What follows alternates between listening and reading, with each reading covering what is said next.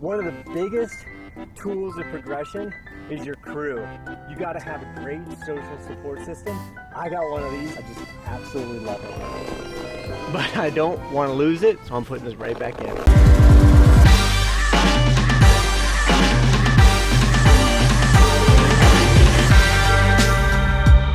Joyriders, welcome back to the channel. I'm joined by my friend Sean, because Sean has got pretty much the best manual of any of my friends. It's pretty sick. I appreciate that. It just goes on and on. It's one of those, you didn't know him, you kind of dislike him kind of manual. Sean did the small bike manual show with me. Yeah. And we're going to do another big bike one coming up. Excited. But today's show is about manual machines. This one is a Cinder manual master machine. They didn't give it to me, I bought it. We're going to give it away to one of the Joyriders out there.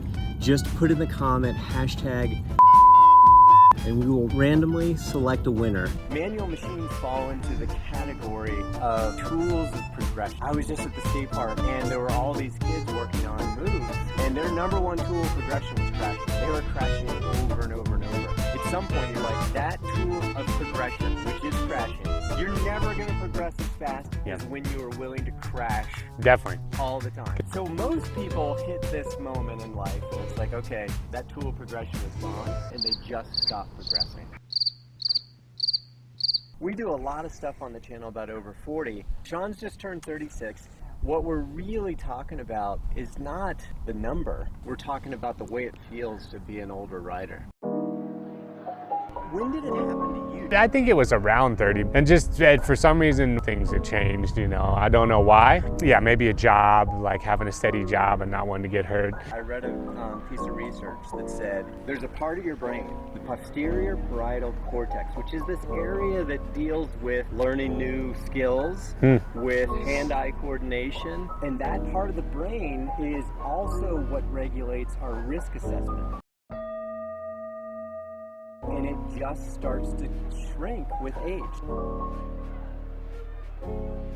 So it just happens, no matter who you are. But it's all risk assessment. Whether you're willing to try a new job, play the lottery, break up with your girlfriend, all risk assessment changes based on this part of the brain. That's a trip. How is it that this part of the brain that's about basically what we do with bikes, trajectories and learning new things, that is literally where the risk equation lives for people? It makes sense, because I feel like I don't know that there was a thing, an event or whatever that happened for me. It just all of a sudden was different when I came back. It's about physically what's happening to your brain, and then you blame jobs, responsibilities. And it's easy to like make the excuses and injuries, etc. You know, all of which are true, because those are happening too. Don't get upset with yourself. Don't sweat it. Don't worry about it. It just happens. And it happens to all of us. That means that crashing, which is the number one tool of real progression, is not an option for pretty much anybody over the age of 30, unless you never stop. Yeah, that makes sense. Like if you kept going with it. If you kept going, that part of the brain is robust. Fire.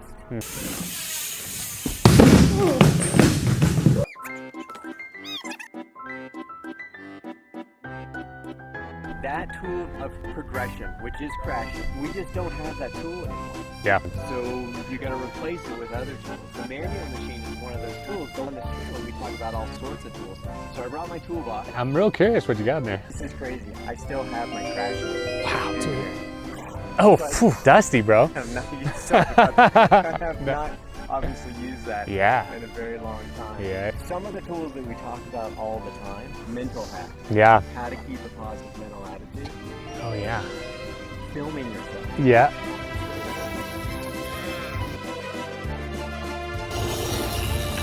Oh, yeah. Protective equipment.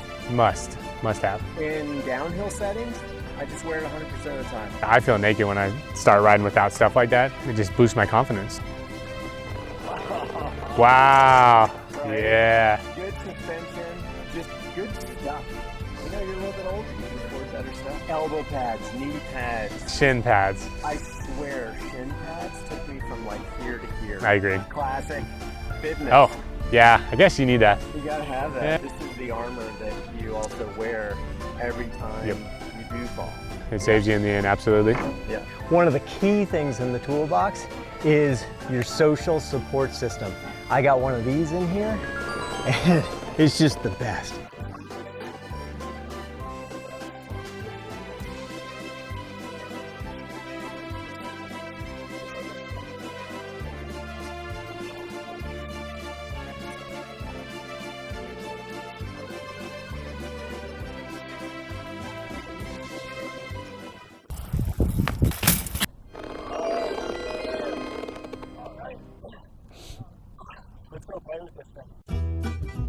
Whether you make one of these machines or you buy one of these machines, what is a manual machine? Essentially, it's just a way to hold the rear wheel in place. It's probably got some sort of strap that keeps you from looping out, which I highly recommend because it's one of the biggest benefits is how to do this without fear in your system. That's all they are, but they're an incredible tool of progression. So you're gonna wanna take off the chain. I just zip tied the chain to get it out of the way. If you got a master link, just pop the chain off. Make sure that your cranks are spinning freely. Also worth noting is I think you can use 29er to 20-inch wheels on this thing. This is set up as 26 right now. I don't even know if I have it set up right. If I have it set up wrong, I apologize to the Cinder Manual Machine Company.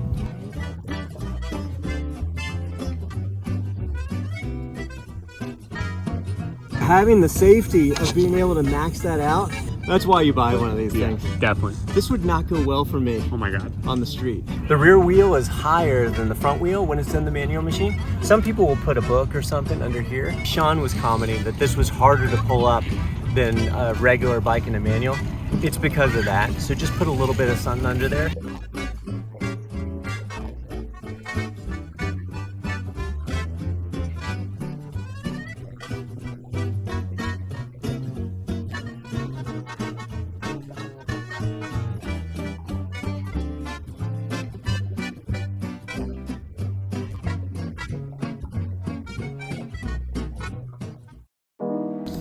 So how do you get the most out of practice with these machines? Try not to use the brakes because the brakes will keep you from looping out, but it's not the same way brakes work with an actual manual. I think the best thing to do with your manual machine is to see how long you can do it and just count. How long are you able to keep it up? Nope. And oh, you'll find that it is a good workout. I really like that you can try and maintain without feeling like you're gonna die.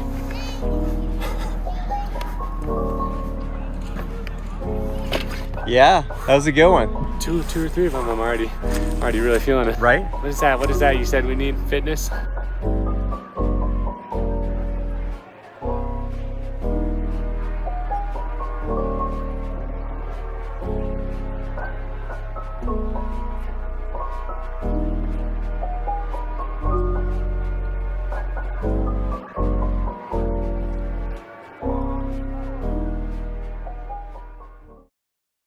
How is this different than an actual manual? If you buy one of these, if you make one of these and you get proficient at it, you're gonna take it out and you're gonna try to manual and you'll be better. I'm pretty sure you'll be better, but you're never doing a 10-second manual on this and then bringing it out to the street and then doing a 10-second manual. That doesn't really happen.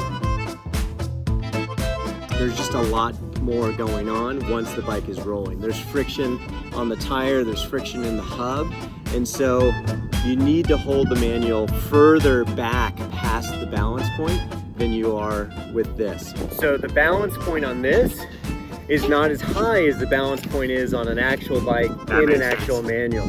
So Sean's tending to get further back because he throws a lot of manuals and he's used to dealing with that resistance.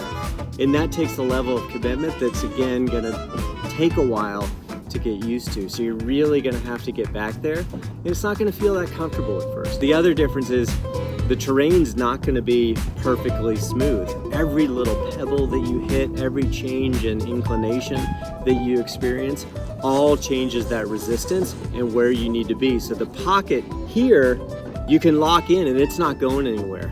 In a real manual, it changes every millisecond. As you shift your weight back in a real manual, you also extend your legs and you're kind of kicking the rear wheel under you.